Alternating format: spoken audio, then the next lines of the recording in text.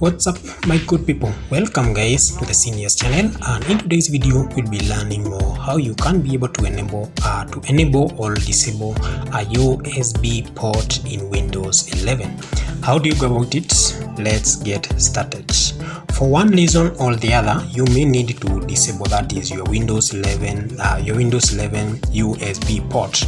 When I talk of USB port, it is a universal serial bar where you connect, for example, your mouse, you connect a USB cable when you're connecting, for example, your PC and your mobile phone.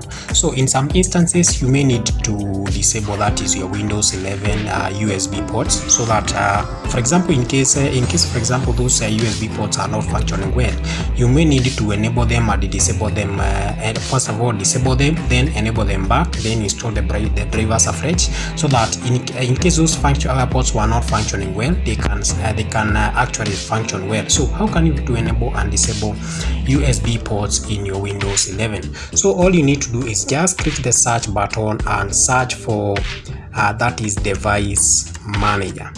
So when you search for device manager, in device manager, you can go to access, that is all the hardware, that is all the hardware connected to your PC. For example, we have audio and audio inputs and output. We have batteries, cameras, that is a disk. We have display, we have drive with the display adapters. We have DVD, we also have human interface devices, we have controllers, keyboard, mice and mouse. So all the devices that are connected to your PC, actually you find them under that is device manager. So in case, for example, you have an issue with audio inputs, in case you want to install those drivers, you just need to visit the device manager. This is where you'll be able to access all the devices that are connected to your PC. But our main point of interest today was the universal serial bar. So you just need to click here so that you can be able to populate all the options available. And you can see, if, for example, when it comes to universal serial bar, I have a generic USB hub. When you talk of a generic USB hub, these are the ports that are in your PC, that is PC motherboard, that you can to connect, that is you can be able to connect devices using a USB port. We also have Intel USB 3.0 extensible host controller, that is 1.0, that is for Microsoft. We also have Samsung Mobile. This is my device that I have connected to this PC. We also have USB composite device and USB root hub. Yeah, that is root hub USB 3.0. So in this case, we just need to disable this. We wanted to disable, that is a USB port, so that in case you connect, for example, a flash disk or hard disk, or you connect your mobile phone, it does not connect to your PC. So how do you go about it? So all you need to do, you just need to select that is generic USB hub, right click and select and that is select disable.